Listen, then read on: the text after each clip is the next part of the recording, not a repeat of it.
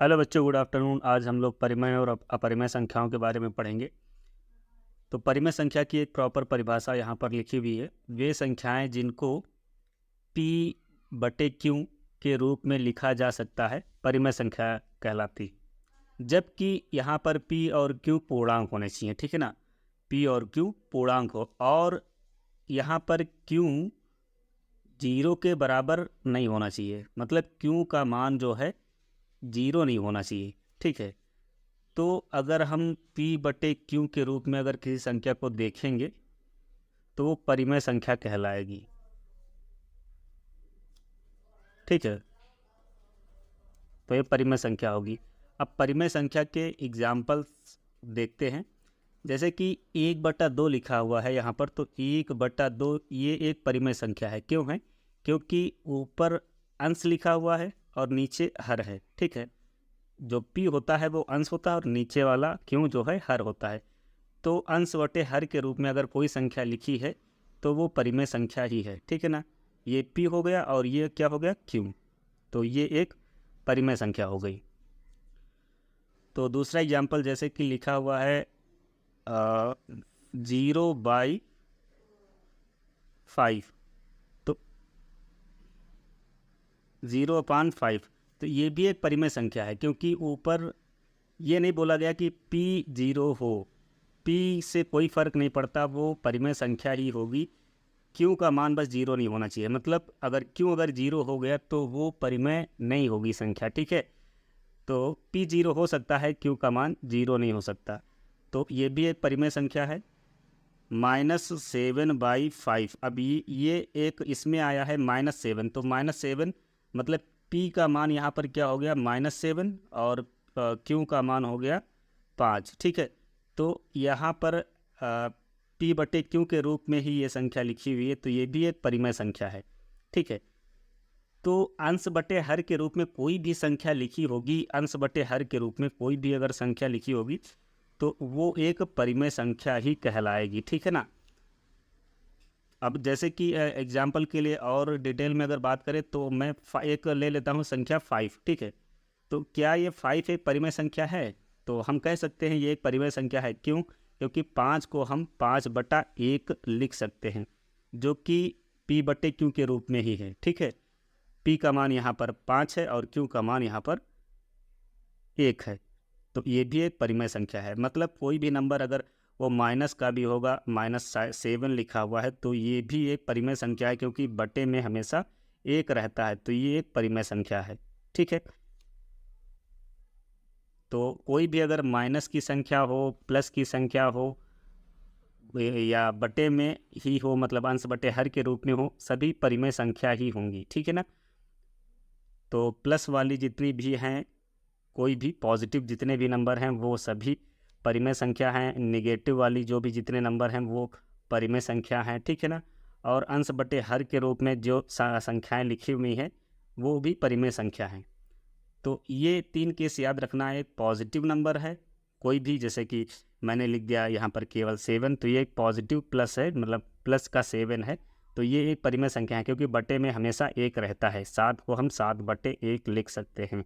ठीक है, निगेटिव में कोई संख्या है, मतलब मैंने ले लिया -9, तो -9 भी एक परिमेय संख्या है, क्योंकि बटे में हमेशा 1 रहता है, और अंश बटे हर के रूप में अगर कोई संख्या होगी तो वो परिमेय होगी ही। तो ये परिमेय के बारे में कंप्लीट जानकारी मैंने आपको दे दी। अब आते हैं अपरिमेय संख्या पर। ठीक है, तो अपरिमेय संख्या क्या होंगी? अपरिमेय संख्या की परिभाषा लिखी हुई है। वे संख्याएं जिनको p बटे q के रूप में नहीं लिखा जा सकता है अपरिमेय संख्या कहलाती हैं। तो वे कौन सी संख्याएं जिनको p बटे q के रूप में नहीं लिखा जा सकता है और वो अपरिमेय होंगी? तो एक मैं एग्जाम्पल के लिए लिखता हूँ, जैसे कि √2 लिख दिया। ठीक है ना, √2 एक क्या है, अपरिमेय संख्या है। √3 एक अपरिमेय संख्या है। √5 एक अपरिमेय संख्या है। अच्छा, √4 मैंने यहाँ पर नहीं लिखा, √4 एक अपरिमेय है या परिमेय है? तो √4 एक पूर्ण वर्ग संख्या है। मतलब अगर हम देखते हैं 2 का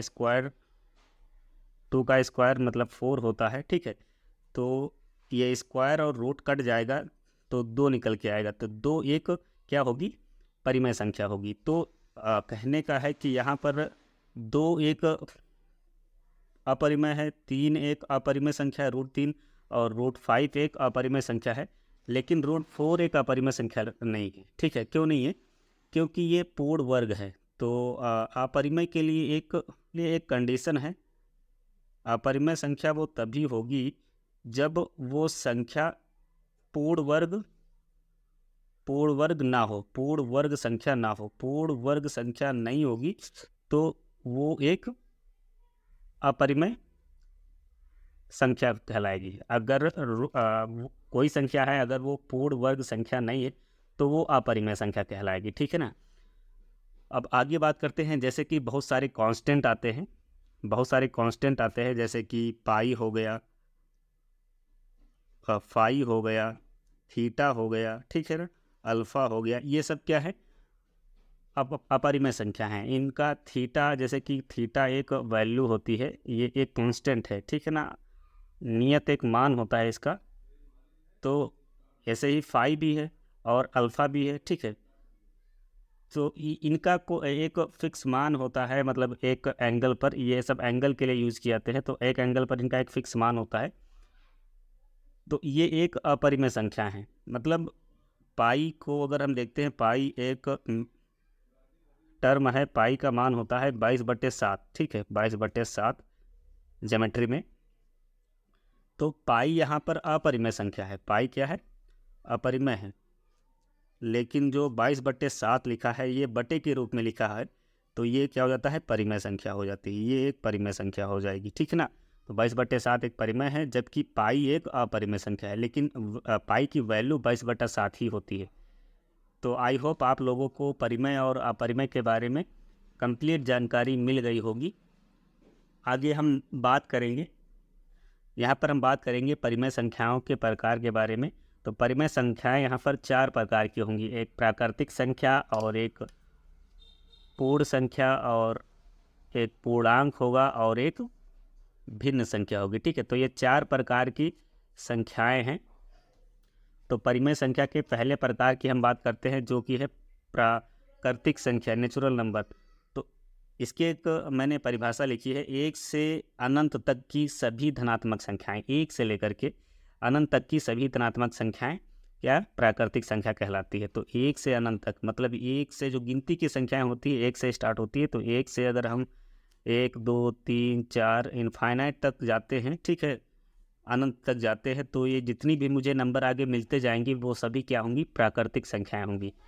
ऐसे ही हम अगर बात करें पूर्ण संख्या, तो पूर्ण संख्या 0 से स्टार्ट होता है, 0 से अनंत तक की सभी धनात्मक संख्या पूर्ण संख्या कहलाती है। ये इसमें 0 एक एक्स्ट्रा एलिमेंट ऐड हो जाता है, 0 1 2 3 4, और ये अनंत तक जाएगा। ऐसे ही लिखते जाएंगे हम अंकों को, एक के बाद एक, तो मुझे एक लंबी श्रृंखला मिल जाएगी पूर्ण संख्या की, ठीक है ना। तो मैं इतना डिटेल में संख्याओं को नहीं लिख रहा, बस मैं 4 तक जा रहा हूँ, फिर इनफाइनाइट तक पहुँच जाता हूँ, ठीक है ना।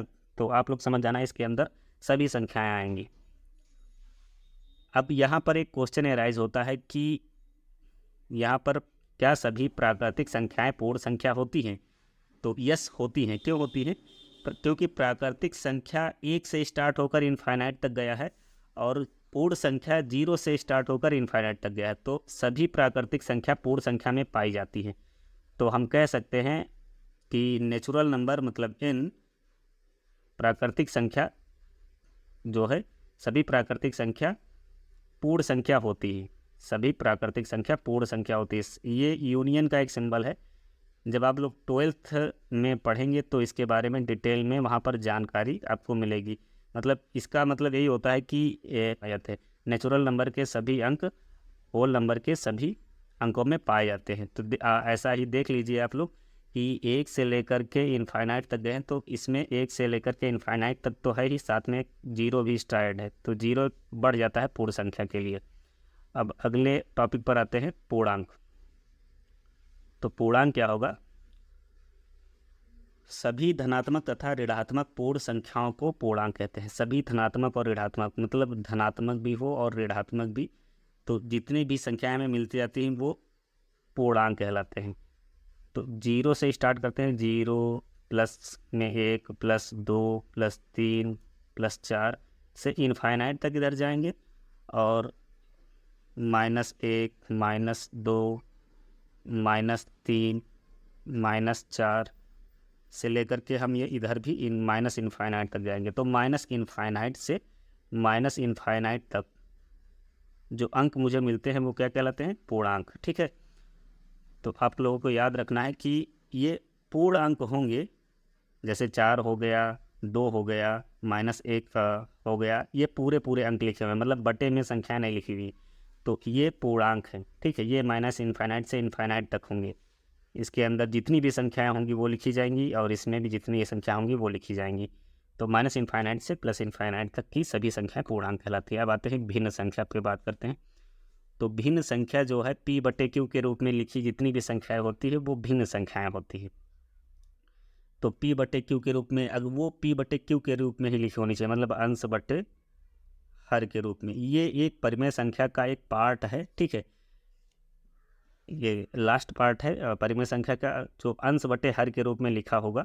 जैसे कि हर एक संख्या अंश बटे हर के रूप में लिखी हुई, जैसे 5/4, -7/8, 3/4, -12/11। तो ये सभी संख्याएं देख लीजिए अंश और हर के रूप में लिखी हुई हैं, P/Q के रूप में लिखी हुई हैं। तो ये सभी संख्याएं भिन्न संख्या हैं। लेकिन एक कंडीशन है यहाँ पर, ये जो मैंने लिख दिया केवल 5, तो ये एक भिन्न संख्या नहीं है। भिन्न संख्या क्यों नहीं है? क्योंकि इसमें बटे में कोई एक अंक आना चाहिए, मतलब 1 से बढ़कर। ठीक है ना, तो ये एक परिमेय संख्या है लेकिन भिन्न संख्या नहीं है। ठीक है, तो हम कह सकते हैं कि सभी भिन्न संख्याएं परिमेय संख्याएं होती है, लेकिन सभी परिमेय संख्याएं भिन्न संख्याएं नहीं होती हैं। ठीक है, एग्जाम्पल के लिए और लिख लेते हैं, जैसे कि 0 एक क्या था? 0 एक परिमेय संख्या थी, क्योंकि 0/1 हम लिख सकते थे। ठीक है, लेकिन ये एक भिन्न संख्या नहीं है। क्यों नहीं है? क्योंकि ये यहाँ पर इसकी वैल्यू तो 0 ही आएगी ना। तो ये 0 एक परिमेय संख्या है लेकिन एक भिन्न संख्या नहीं है। ठीक है ना। अगर आपको वीडियो अच्छा लगा तो वीडियो को लाइक करें और चैनल को सब्सक्राइब करें। Thank you.